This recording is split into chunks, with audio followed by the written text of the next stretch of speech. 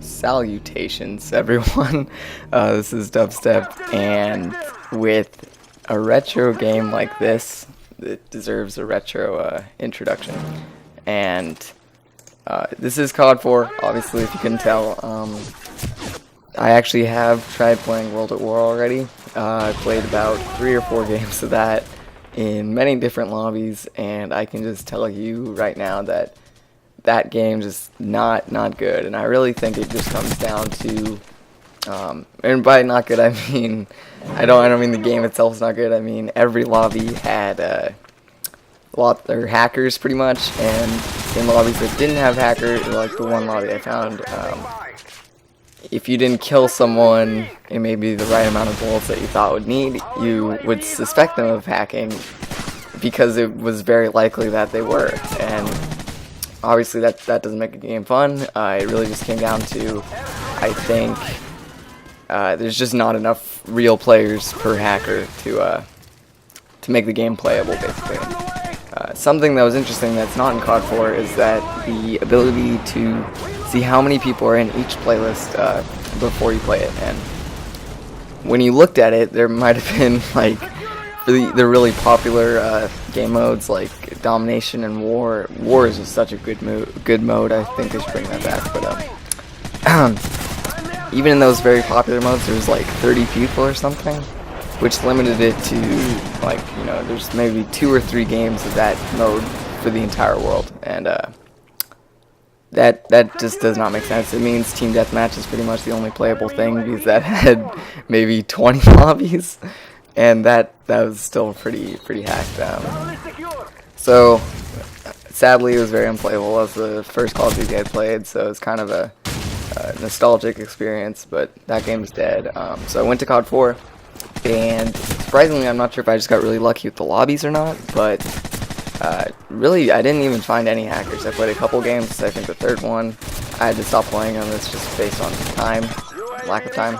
It's actually, I think, the meat and potatoes, of the kill streaks in this game. I got 215, I think. I might actually die on this one, but 215 kill streaks. If I had to classify my skill level, I just say above average. That's the way it's always been, kind of. But back to what I was saying, I'm not sure if I got very lucky in the lobby selection. I had to play, I think, in 3 games in 3 different lobbies, mostly because the host quit. There's no host migration. It just cancels the lobby, and everyone else is finding a new one, basically. And I actually know for a fact that the PS3 version is significantly less hacked than the Xbox edition. I'm pretty sure that is just because originally this game was not for PS3.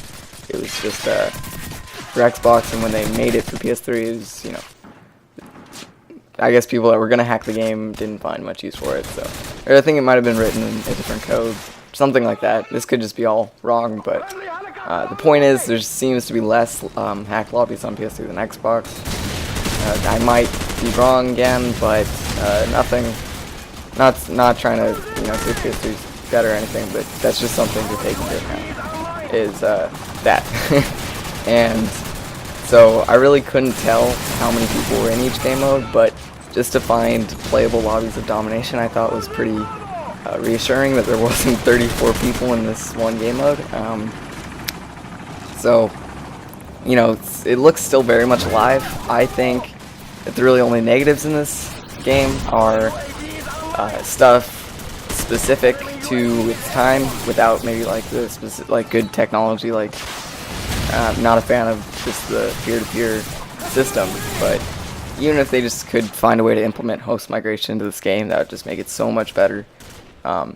Which is why I think that they should really just remake the game, keep all the weapons the same, don't touch anything with the balance, just give it maybe host migration, a couple graphical updates, I don't know.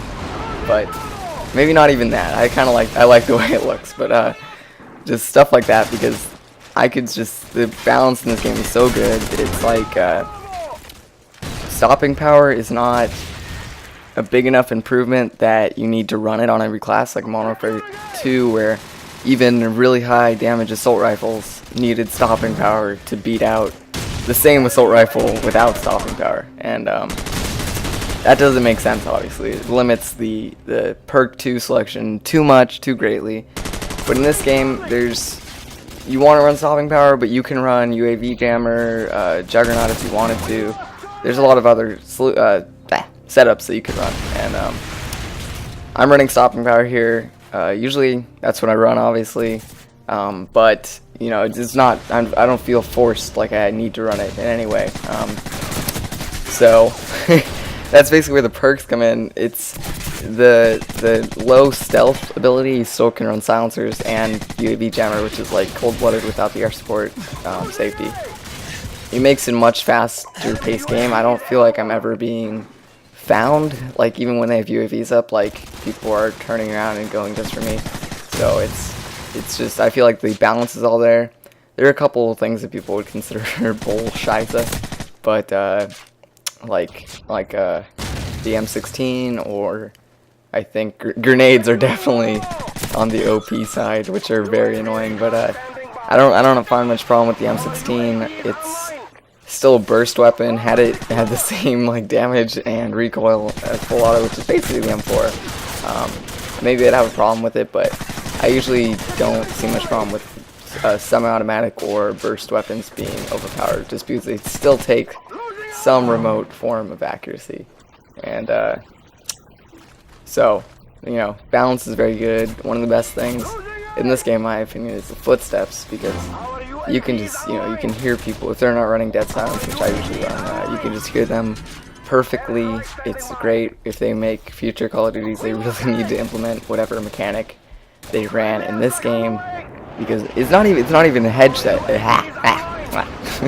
A headset thing. I remember before I had my Tritons, great headset once again, but when it was just coming out of the TV standard audio, I could still hear people's footsteps, and it was amazing because it was just such a big part of the game. You didn't need to rely on your radar. You could just listen, and you could go completely by on-screen stuff. The negative, though, in this game is that, like I was saying earlier, it's really just mostly time specifics. Like when this game was built, really just holds it back. Created. So I don't want to make it sound too great. There's still a lot of problems with it, but I think maybe a remake of this would just be great. You know, I don't want them to touch anything because I think that they would mess it up, but maybe just toast migration would just be a huge improvement. And it's also held back by the number of people currently playing. I can't tell the exact number. I think I might be able to see the total, but not per post. But it seems like it's enough to actually get decent games, like this one. So, you know, I'm going to try and continue to get gameplay from this. This would be the only Call of Duty that I would continue to play. If even that, I could run into a bunch of hackers any second and, you know, get 6 games in a row with hackers and not want to play it anymore. But for now, this is what I'm going to be doing, along with the Pokemon and more Battlefield. I haven't done Battlefield in a little while, but stuff like that. I think I actually finished this game with a 50-13 final score, which is pretty good considering it's only the 3rd game I played. Really just comes down to the MP5 being a beast. As you can see there, it's definitely not overpowered. I want to make that very clear, but it's very good. It's a very fun weapon, and that brings back to kind of the most important thing in this game, is that it is very fun. You know, if this game doesn't make you, watching this gameplay doesn't make you want to play COD 4 if you have it, then I'm not sure what will. It's very fun, and that's the whole point of the game, to be honest. You know, it's not about who can put up the best score, it's about who can have the most fun. That sounds a little corny, but, you know, that's how I feel. It actually, there's one more thing I wanted to talk about, if I can remember. What was it? Huh. Okay, well, can't really remember that right now, but I'm sure it'll come to me either during this commentary or right after I finish it. But well, oh, I remember. one of the negatives in this game definitely is that there's some glitches, kind of along with the cars. It's a little less known fact, but exploded cars cannot be like penetrated by bullets. So if you hide behind an exploded car, even though there's a lot of openings like windows and stuff like that that you could get killed through, any bullet that hits the little like inch of metal in front of you will not go through and will not hit you. So that is kind of strange. That'd be another thing that if they did remake this game, would just be something to fix, because I feel like you just fix a little bit of those problems. I don't want them, if they did do this is still very hypothetical, I think it'd be a great idea. I'm not sure how they could remarket it, because I know with Activision they won't do anything for free, just to make people like them more, I guess.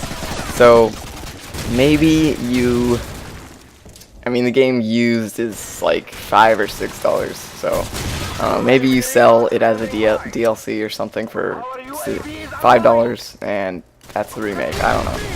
I'd like to see it free, once again, if they even do something like this. I doubt they will, but it just seems like such a great idea, and I look forward to playing that remade version if they make it. So once again, final score is 50-13. Subscribe for more COD 4 gameplay, and I will see you guys later. Goodbye.